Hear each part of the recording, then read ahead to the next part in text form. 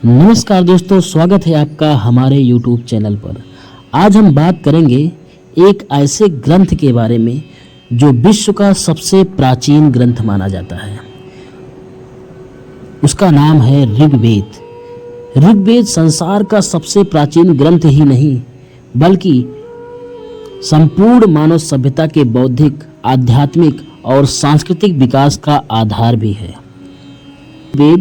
ऋग्वेद संस्कृत भाषा में रचित है और इसकी भाषा को वैदिक संस्कृत कहा जाता है, जो आज की संस्कृति से अधिक प्राचीन है। यह ग्रंथ मुख्यतः ऋषियों द्वारा रचित ऋचाओं का संग्रह है, यानी काव्य रूप में देवताओं की स्तुतियां, प्रार्थनाएं और दर्शन शामिल हैं।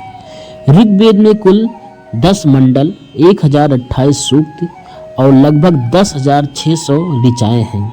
इन ऋचाओं को विभिन्न ऋषियों द्वारा रचा गया था। ऋग्वेद का संकलन जिस शैली में हुआ है वह आज भी भाषा विज्ञानियों और इतिहासकारों को चकित करती है। इसकी रचना मौखिक परंपरा के माध्यम से पीढ़ी दर पीढ़ी चली आई है और हजारों वर्षों तक कंठस्थ यानी याद रखने की वैदिक परंपरा का इसका प्रमाण है। ऋग्वेद में जिन देवताओं का सबसे अधिक वर्णन मिलता है उसमें प्रमुख हैं इंद्र, अग्नि, वायु, वरुण, मित्र, आदित्य, उषा, अश्विनी कुमार, सूर्य और सोम। इंद्र को सबसे प्रमुख देवता माना गया है। वे युद्ध, शक्ति और जल वर्षा के देवता हैं। अग्नि को देवों और मनुष्यों के बीच सेतु कहा गया है, क्योंकि यज्ञ की अग्नि ही देवताओं तक संदेश पहुंचाने का माध्यम मानी गई है। उषा यानी भोर की देवी, सौंदर्य और जीवन की शुरुआत का प्रतीक है। सोम को अमृत समान रस कहा गया है, जो देवताओं को ऊर्जा प्रदान करता है। ऋग्वेद केवल धार्मिक ग्रंथ नहीं है, यह एक सामाजिक, दार्शनिक, खगोल शास्त्रीय और प्राकृतिक विज्ञान का दस्तावेज भी है। इसमें सृष्टि की उत्पत्ति, प्रकृति के तत्वों, जीवन मरण के रहस्य, आत्मा, परमात्मा, यज्ञ की प्रक्रिया और समाज की संरचना के बारे में गहन विचार मिलते हैं। नासदीय सूक्त ऋग्वेद के 10वें मंडल का ऐसा सूक्त है जो ब्रह्मांड की उत्पत्ति पर प्रश्न उठाता है। तब ना आकाश था, ना आकाश के पार कुछ। तब कोई अस्तित्व भी ना था और ना ही अनस्तित्व।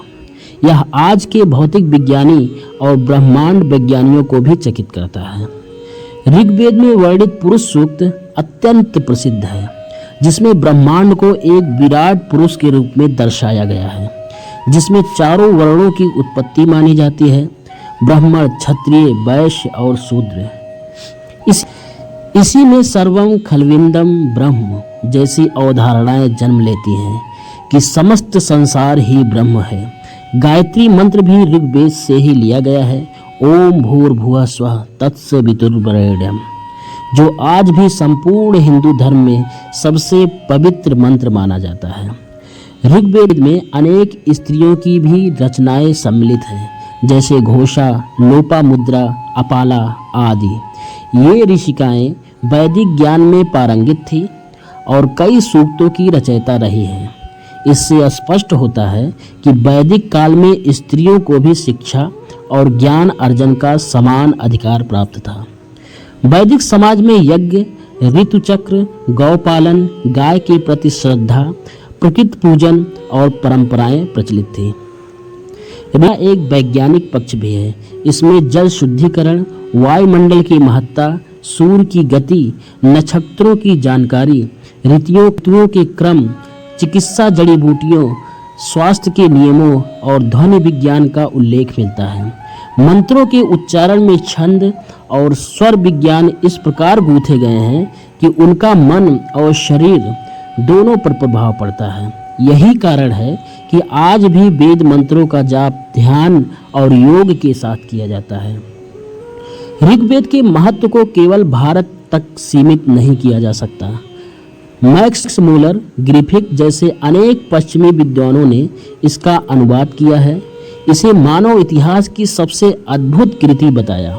जर्मनी, जापान, अमेरिका जैसे देशों में ऋग्वेद पर शोध होते हैं, जहां इसकी दर्शन और ज्ञान प्रणाली का अध्ययन किया जाता है। ऋग्वेद में जो सार्वभौमिकता है जैसे एकम सद्विपरा बहुधा बदंती, यानी सत्य एक है, ज्ञानी उसे अनेक नामों से पुकारते हैं। वह आज के युग में भी पूरी तरह प्रासंगिक है। ऋग्वेद का प्रभाव भारतीय संस्कृति, परंपरा, धर्म, साहित्य, संगीत, वास्तुशास्त्र, आयुर्वेद, योग और आध्यात्म में सर्वत्र देखा जा सकता है। यह केवल पुरानी किताब नहीं बल्कि आज भी जीवंत है। जब भी कोई पवित्र कार्य होता है, यज्ञ होता है, विवाह या नामकरण होता है, ऋग्वेद के मंत्र ही गूंजते हैं। आज जब मानवता विज्ञान और भौतिकता की दौड़ में खोती जा रही है, तब ऋग्वेद हमें प्रकृति के साथ संतुलन, आत्मा की शांति और ब्रह्मांडीय चेतना की याद दिलाता है। इसमें ना तो किसी एक का धर्म का आग्रह है, ना ही सीमाओं का बंधन। यह तो पूरे मानव समाज के लिए रचित एक सार्वभौमिक ग्रंथ है। इसलिए ऋग्वेद को जानना, समझना, अपनाना केवल धार्मिक कर्तव्य नहीं बल्कि आत्मिक और वैज्ञानिक चेतना का पुनरुद्धार है। यह हमें सिखाता है एक दूसरे के साथ प्रेम, प्रकृति के साथ सामंजस्य और आत्मा के साथ एकता। यही ऋग्वेद का सच्चा संदेश है और यही सनातन भारत की आत्मा भी है।